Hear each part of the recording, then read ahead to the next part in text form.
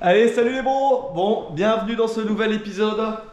Donc dans le dernier, on a terminé ce faux plafond. Si tu ne l'as pas vu, je t'invite à aller le revoir. Je t'explique comment faire un faux plafond sous un plancher bois. Tu verras, ça peut être intéressant. Si jamais tu l'as loupé, n'hésite pas à aller le revoir.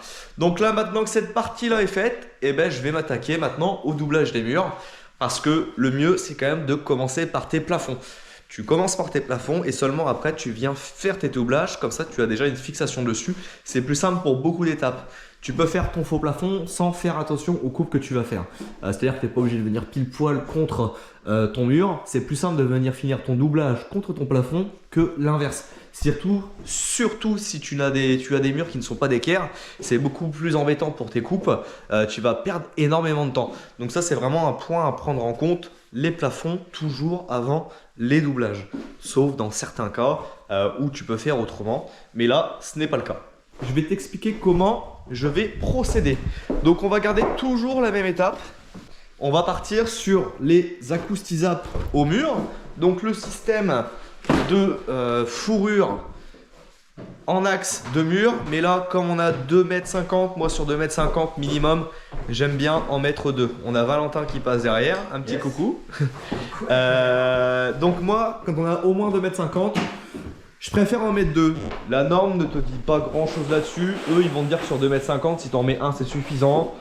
Moi, je suis un peu moins fan. Dans la chambre des filles, on sous-pente, on avait 2,20 m, donc un, c'est suffisant. Maintenant, sur une hauteur comme ça, je préfère privilégier deux. Tu vois, une à peu près à 80 et une à 60, à peu près. Hein. Au moins, tu auras un meilleur appui et tu auras moins de souplesse sur ton mur quand tu appuieras dessus.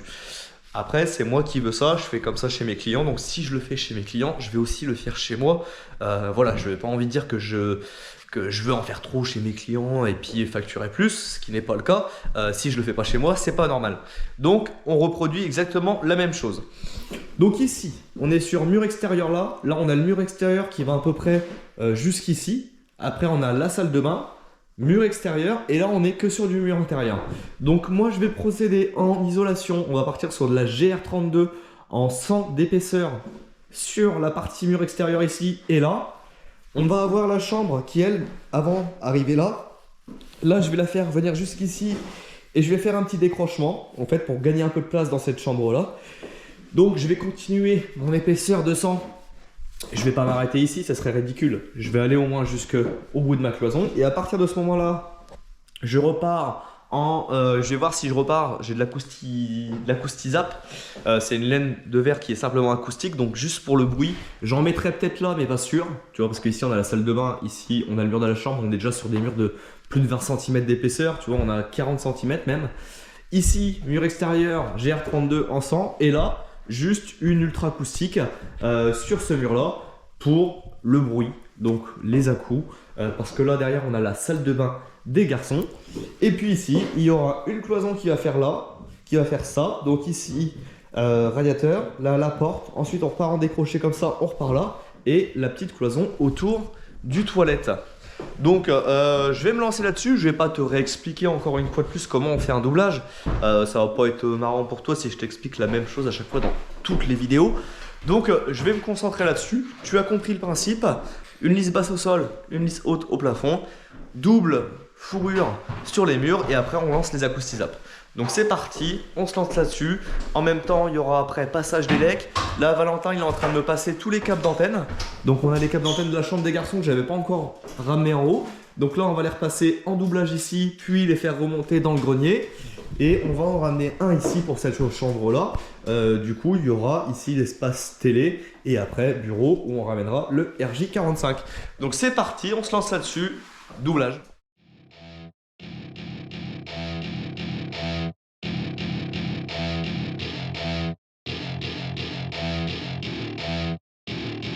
Welcome to my party, we're just getting started. A life is a dream or a nightmare scarring. Hand me a drink cause I think I'm going all in. Get me a shrink who can catch me when I'm falling. Cover up my scars, flip the handlebars. Crashing in my car, wake up in a bar. I'll be a superstar, just on my avatar. This world is so bizarre, empty out the reservoir. Yeah, I'm taking 6 shots, yeah, straight to the face. And I wanna get lost lost, I'm sick of this place. Don't know how to stop when I'm feeling this way. So I'm taking 6 shots till I'm feeling okay.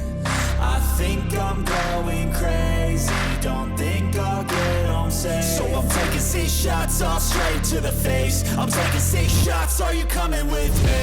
I'm taking 6 shots, yeah, straight to the face. And I wanna get lost, I'm sick of this place. Don't know how to stop when I'm feeling this way. So I'm taking 6 shots till I'm feeling okay.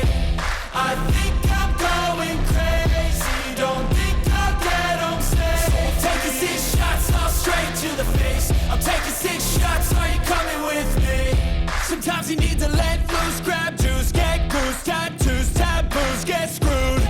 Loosen up, buttercup, all those hate comments will never make you feel enough. We're all adequate graduates, hearts full of calluses, but we know calculus. Damn it. Je reviens du coup sur quelques petits points techniques que je te rappelle si jamais t'as pas vu les anciens épisodes, au moins je te le dis là. Donc, on est sur un double système Optima, je te dis, pour vraiment faire un maintien correct de mes fourrures. Ensuite, moi ici, ce que je fais, c'est que je choisis un mur sur lequel je vais plaquer en premier. Là, ça va être celui-ci. J'ai laissé l'espace de 120 pour venir mettre ma laine de verre. Et ce que je fais quand je prépare le retour d'angle, je me laisse l'épaisseur de mon placo qui va venir glisser devant pour pas avoir à faire un décroché, déjà la première chose. Et ensuite, je mets mon rail, tu vois, dans le même axe que ma lisse du bas pour quand je vais venir refixer une lisse sur ma plaque de plâtre qui va venir ici, et ben j'ai un rail comme maintien derrière pour pouvoir fixer ma lisse qui va venir là directement dans mon rail derrière et être sûr déjà d'avoir un super maintien dans l'ordre. Donc ça, c'est les premiers points. Ensuite, laine de verre, je ne vais pas aller ma plaque jusqu'au bout pour que mes 2 laines de verre, celle qui va venir là et celle qui va venir ici, puissent être en contact, qu'il n'y ait pas la plaque de plâtre qui vienne entre les deux créer un pont thermique. Au moins en termes d'isolation, là tu vas être au top. Donc pour l'isolation, on utilise la GR32 de chez Isover en 100 d'épaisseur avec un coef de 3,15. On utilise, donc pour la laine de verre, on utilise l'Isover en épaisseur 100 en GR32, ce qui permet d'avoir une bonne densité et un bon maintien en mur avec un coef de 0,032, ce qui est pas mal. Et puis voilà, donc un rouleau fait 2,70 m par 120. Donc comme ça, c'est bien, c'est que ça correspond un peu à tous les plafonds qu'on peut voir généralement dans les maisons, à peu près. Donc ça correspond déjà à pas mal. Moi j'ai 2,50 m, donc pour moi c'est nickel. Je recoupe 20 cm et je peux dérouler ma laine de verre. Donc là, tout est prêt. J'ai laissé juste ceci, j'ai pas mis mes attaches dessus pour pouvoir venir percer ma laine de verre avec et déjà créer mon maintien et ne pas mettre mon rail ici pour pas être embêté avec ma fourrure pour mettre mes 120. Donc là c'est parti, on va isoler tout ça et je vais pouvoir commencer à plaquer. Pourquoi? Eh bien tout simplement pour retirer quelques plaques qui sont ici pour pas être embêté et pouvoir faire le reste des murs ou alors poser les plaques là pour pas être embêté. Enfin bref, tu m'as compris. Bon allez, c'est parti, je me lance là-dessus. Fabulous, can't wait to apply all those mathematicus. But we can't get a job that pays us enough. I'm about to pop off. Fuck you, you're lost. We all know that we never really want a boss. So I'ma do what I want to. Something I can't undo. Yeah, I'ma do what I want to. Something I can't undo. I'm taking 6 shots, yeah, straight to the face. And I wanna get lost, I'm sick of this place. Don't know how to stop when I'm feeling this way. So I'm taking 6 shots till I'm feeling okay. I think I'm going crazy. La pose de la plaque de plâtre. Donc je vais te montrer un petit outil pour faire des petites coupes. C'est des petits outils qui peuvent être un peu gadget, vu comme gadget pour certains, mais au final très pratique. Là, en fait, c'est un outil pour pouvoir faire des petites coupes jusqu'à 10 cm sur la plaque de plâtre. Pourquoi je vais utiliser ça? Là-bas, il me faut une coupe de plaque de plâtre de 2,47 m, ce qui fait que j'ai 3 cm à couper. Donc on va utiliser un outil qui va super bien pour ce type de travaux-là. C'est ça, c'est un petit cutter de chez Mondelin. Mais en fait, comme tu peux voir, ce petit cutter, il a 2 petites pointes. En fait, il y a une lame de chaque côté. Et dessus, en fait, tu as un réglage comme tu vas pouvoir voir, tu vois, qui est gradué. Donc là, j'ai des plaques de 2,50 m. Ce que je vais faire, c'est que ça, je vais le régler sur 3 cm. Tu vois, je vais me mettre là. Et je vais retirer 3 cm sur ma plaque, ce qui me donnera 2,47 m. Donc ça, tu viens, hop, le serrer correctement. Et là, il est réglé sur 3 cm. Tu verras, c'est tout simple. Tu as juste à mettre ta plaque dans cette partie-là. Tu vois, ici, qui est faite bien d'équerre, bien droite. Tu viens te mettre là. Je vais essayer de te montrer en même temps. Tu viens l'enquiller dans la plaque. Tu t'appuies bien pour être bien parallèle et bien d'équerre. Et là, tu viens faire ta coupe comme ceci. Hop, sur toute la hauteur. Du coup, le côté pratique de cet outil, c'est que ça te fait un trait de cutter de ce côté-là, mais également de ce côté ici. Donc tu n'as pas besoin de venir la recouper. Tu viens simplement ensuite, hop, tu vois, la casser. Et là, tu as ta coupe de 3 cm qui est faite sans que tu aies eu besoin de mesurer, de mettre une règle et un cutter et de devoir l'ouvrir et le recouper derrière. Donc ça, c'est des petits outils pour des petites coupes où c'est pareil. Tu as un gros gain de temps, tu n'as pas besoin d'être précis, même si ça te fait une coupe bien précise quand tu respectes bien ton angle de coupe. Et voilà, donc là, la première plaque est coupée. Je vais pouvoir maintenant aller la mettre en place là-bas. Donc je te remets de la lumière. Tu m'excuseras, mais le temps en ce moment, c'est pas trop ça. On est en hiver, donc je suis obligé de m'éclairer avec le phare. J'ai hâte de mettre quand même quelques ampoules parce que je t'avoue que là, c'est un peu triste quand même. Allez, on s'y remet. So I'm taking 6 shots all straight to the face. I'm taking 6 shots, are you coming with me? I'm taking 6 shots, yeah, straight to the face. And I wanna get lost, I'm sick of this place. Don't know how to stop when I'm feeling this way. So I'm taking 6 shots till I'm feeling okay. I think I'm going crazy, don't think I'll get home safe. So I'm taking 6 shots all straight to the face. I'm taking 6 shots, are you coming with me? Bon, bonne nouvelle, parce que je ne sais pas si tu as remarqué, mais depuis ce matin, je mets mes plaques de plâtre et je mets quelques vis par plaque. Tu vois, il y en a une au milieu. Pourquoi? J'avais plus de vis sur bande pour mettre sur ma petite visseuse de Walsh de là. Et moi, il est hors de question maintenant que j'ai ça, de visser toutes mes plaques vis par vis. Non, c'est trop de temps perdu, c'est chiant. Et là, ce matin, je reçois, mais à l'instant même, ma commande de chez Maxouti avec mes vis à bande. J'ai commandé 10 boîtes, ce qui représente 10 000 vis. Au moins, je suis tranquille pendant un petit moment et je vais pouvoir finir de plaquer la chambre avec cette visseuse. Et tu le sais bien, cette visseuse-là, c'est un bonheur. Allez, c'est parti. Je peux finir toute cette partie-là. Une fois que j'ai fait ça, et ben écoute, ce qu'il va falloir que je fasse, c'est que je déplace tout mon placo. Le placo qui est là, je le mette là. Celui-ci aussi pour pouvoir faire toute cette partie-là.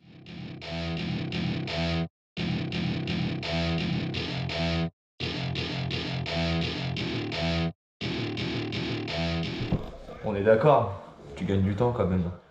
Bon allez, ça y est, c'est le retour. Là, il y a eu une semaine sans rien du tout. C'était les vacances de Noël, la première semaine.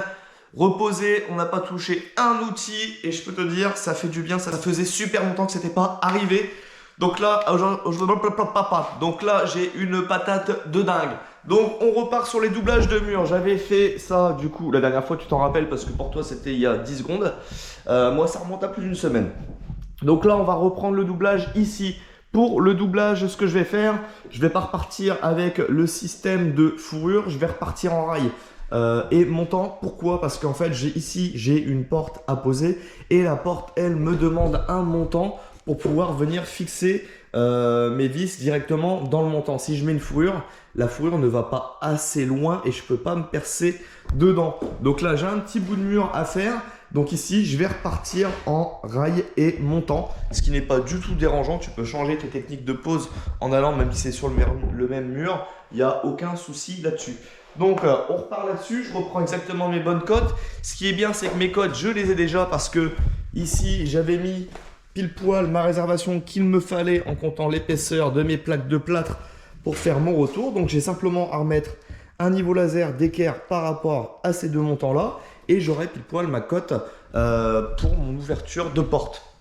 Donc là, je vais me remettre du coup sur ce mur-là. Je vais en profiter aussi, il va avoir tous mes interrupteurs à passer là. Je vais avoir mon va-et-vient pour mon palier à mettre à cet endroit-là. Donc bon, voilà, un peu d'élec en même temps. Ici, après, je repartirai sur un doublage en système fourrure lisse ici. Et là, je repars aussi comme ça. Je vais pas m'arrêter, je pense que là ça va être du timelapse parce que tout ce que je vais faire là, je te l'ai expliqué ici. Mais encore une fois, si j'ai des fois des petites astuces à te montrer, des petites choses que je pense qui peuvent être intéressantes pour toi, je le ferai à ce moment-là, ne t'inquiète pas. Donc écoute, moi je me lance là-dessus, c'est parti. Eh ben écoute, fini les vacances, retour au boulot.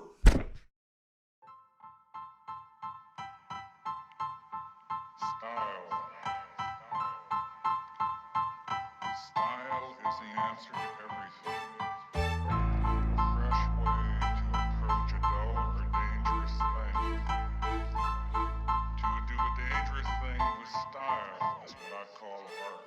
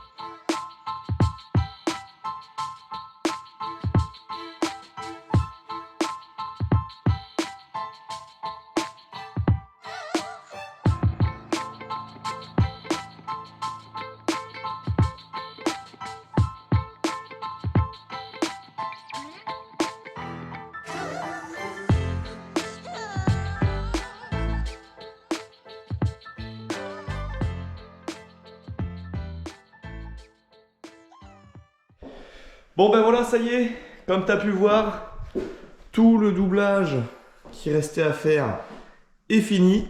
Puis maintenant, je vais quand même passer un petit peu à l'étape des explications pour que tu comprennes quelques petites choses que j'ai fait que tu pourrais ne pas comprendre en ayant regardé le timelapse. Ici, donc moi j'ai isolé que là. Si tu as vu, on est sur des murs intérieurs. Il n'y a pas réellement besoin d'isoler. Sauf que derrière cette pièce-là, il va y avoir la salle de bain des garçons. Donc ici, j'ai mis une petite isolation parce qu'il me restait en gros 60-70 mm. J'ai mis une isolation de 60, histoire de créer une petite isolation quand même phonique et acoustique pour éviter que si les garçons prennent leur douche pendant que Eva, qui sera dans cette chambre-là, dort, ça crée un petit peu moins de bruit, sachant que son lit va être ici. Donc, c'est pas grand-chose. On a quand même déjà des murs de 40 cm, plus l'isolation, plus celle qu'il y aura après de l'autre côté. C'est pas mal. Ici, je me suis quand même beaucoup posé la question. Donc là, pourquoi on a un surcaisson dans les toilettes? Tout simplement parce qu'ici, on a le PVC. Ici, il va y avoir un toilette suspendu.